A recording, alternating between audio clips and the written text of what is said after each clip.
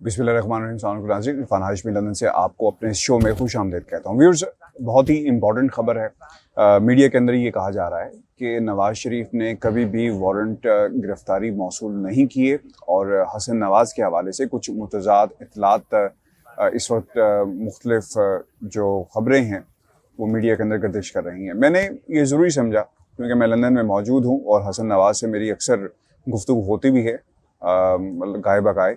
तो मैंने ये तमाम सवालात हसन नवाज़ के सामने रखे और वहाँ से जो रिप्लाई आया आज की इस वीडियो में आपके सामने रखेंगे कि उन्होंने क्या रिप्लाई किया है कि वारंट मौसूल हुए या नहीं, और उन्होंने हाई कमीशन के बारे में क्या अल्फाज इस्तेमाल किए। आज की इस वीडियो में आपके सामने रखूँगा।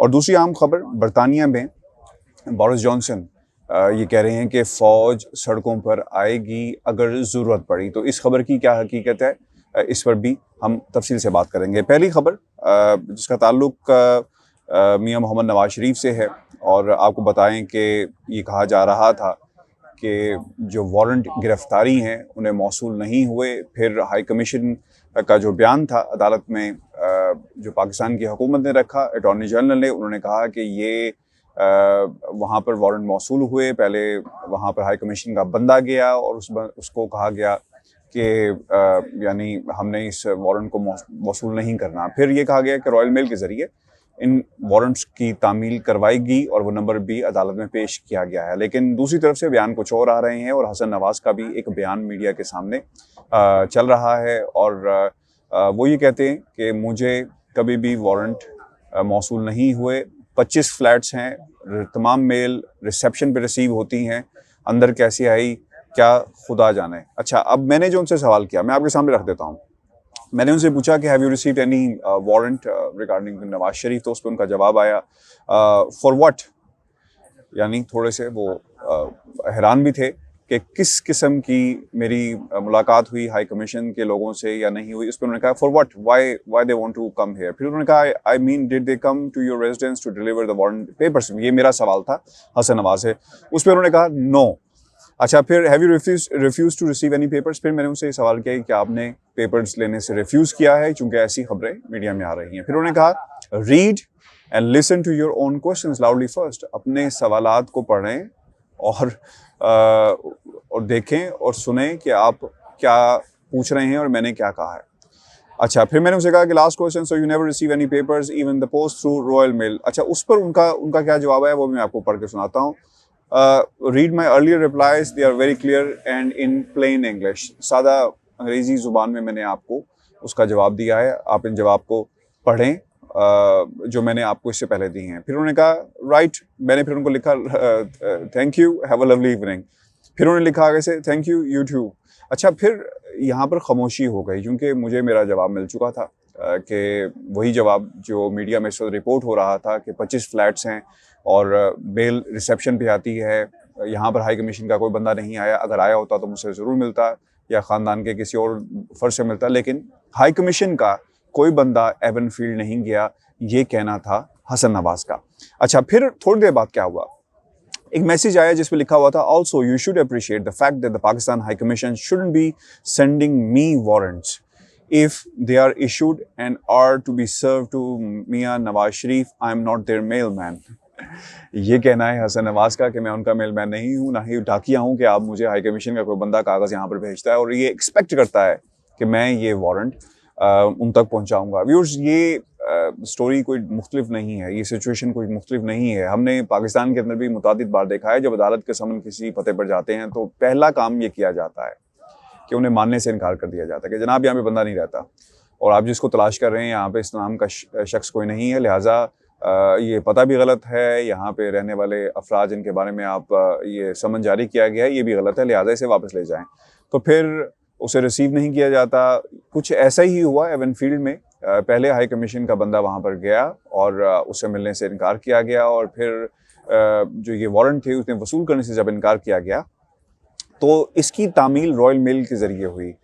रॉयल मेल के ज़रिए जब आप डाक यानी पोस्ट जब भेजते हैं तो उस पर एक ट्रैकिंग नंबर होता है। ये ट्रैकिंग नंबर से कोई भी शख्स रॉयल मेल की वेबसाइट पर जाकर उसे ट्रैक कर सकता है। उसमें लिखा हुआ है कि it has been delivered to Avenfield, जो इसमें जो एड्रेस दर्ज था 118 पार्क लेन और फ्लैट नंबर भी जो उनका वहाँ पे दर्ज किया गया। तो लिहाजा ये तासुर जो दिया गया कि कभी भी वारंट मौसूल नहीं हुई, तो इसकी हकीकत मैंने आपके सामने रख दी है। वारंट वहाँ पर मौसूल हुए हैं और एक डिलेइंग टैक्टिक्स दोबारा ये अपनाई गई हैं मियां नवाज शरीफ की तरफ से कि जनाब मैं उनका डाकिया नहीं हूँ। हसन नवाज ने कहा अगर आपने उनसे ये वारंट देने हैं तो लिहाजा आप उन्हें खुद दें, क्योंकि पता सबको मालूम है कि नवाज शरीफ कहाँ रहते हैं। हसन नवाज की ये मलकियत है, ये घर जहाँ पे वो रहते हैं, तो इसीलिए इसको यहाँ पर डिलीवर किया गया। व्यूअर्स, ये हमारी एक अपडेट थी जो आपके सामने रखना ज़रूरी था,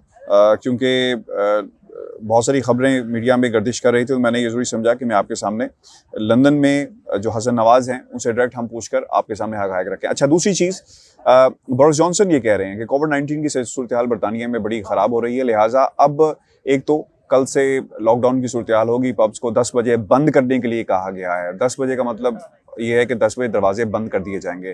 फाइन्स बढ़ाए जा रहे हैं, इस पर भी गौर किया जा रहा है। 100 पाउंड से 200 पाउंड पे ले जाएंगे।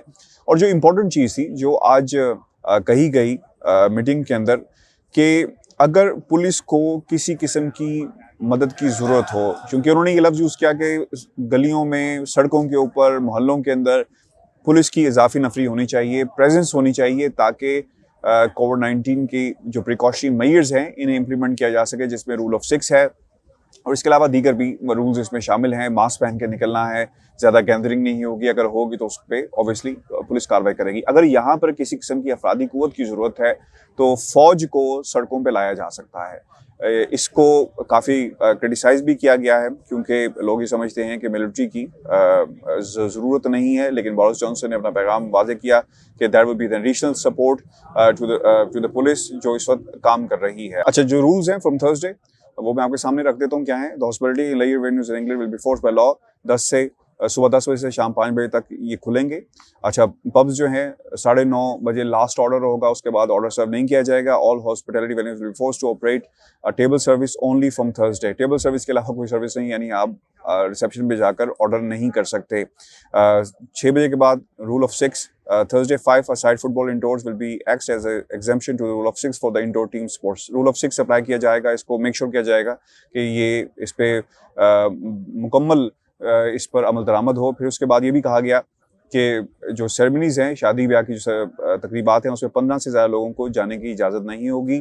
People will be able to attend wedding ceremonies and receptions down from 30। इससे पहले 30 लोगों को इजाज़त थी। और फाइन, जैसा मैंने आपको पहले बताया, टैक्सी के अंदर लोग जो सफ़र करेंगे उनके लिए भी ज़रूरी होगा कि वो तमाम लॉज को फॉलो करें। व्यूअर्स, ये कुछ अपडेट्स थी हमारी लंदन से जो आप तक पहुंचाना बहुत ही ज़रूरी था, एक हसन नवाज़ के हवाले से, और दूसरा अगर सड़कों पर फौज आती है तो लोग ये कहते हैं कि दैट वोंट बी नेसेसरी, और पुलिस फोर्स भी ये कह रही है कि दैट वोंट बी नेसेसरी। कोशिश ये की जाएगी कि ज़्यादा से ज़्यादा विजिबिलिटी हो सड़कों पे, ताकि लोगों को पाबंद किया जाए इन तमाम रूल्स एंड रेगुलेशंस के लिए। व्यूअर्स, ये हमारी एक छोटी सी मुख्तसर सी वीडियो थी, कुछ इन्फॉर्मेशन थी, मैंने आज समझा आपके साथ शेयर करूँ। अपना बहुत सारा ख्याल कीजिएगा, चैनल को सब्सक्राइब करना मत भूलें। मुझे लंदन से इजाज़त दीजिए। अल्लाह के बाद।